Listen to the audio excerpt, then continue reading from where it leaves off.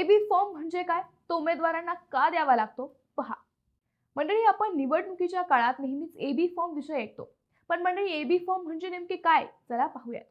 AB form हा पक्ष आणि त्या पक्षाचे अधिकृत चिन्ह मिळवण्यासाठीचा महत्त्वाचा दस्तऐवज असतो. ए फॉर्म हा त्या पक्षाच्या मान्यतेचा अधिकृत कागद आहे.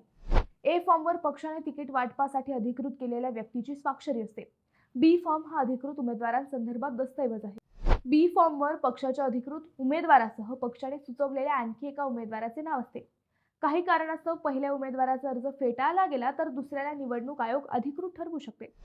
राजकीय पक्ष आपल्या अधिकृत उमेदवाराला ए फॉर्म देतात. त्यात उमेदवाराचे नाव, पक्षातील पद आणि कोणत्या मतदारसंघातून पक्षाचा अधिकृत उमेदवार आहे याची माहिती द्यावी लागते. उमेदवारी अर्ज भरताना अनेक कागदपत्रे, प्रतिज्ञापत्र काळजीपूर्वक द्यावी लागतात. काही वेळा अधिकृत उमेदवाराने अर्ज भरल्यानंतरही छाननीच्या वेळी त्यात काही त्रुटी निघाल्या तर अर्ज बाद ठरू शकतो.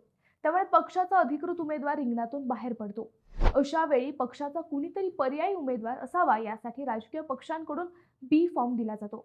बी फॉर्म मध्ये प्रथम पसंतीच्या उमेदवारासह पर्यायी उमेदवाराचे नाव दिलेले असते.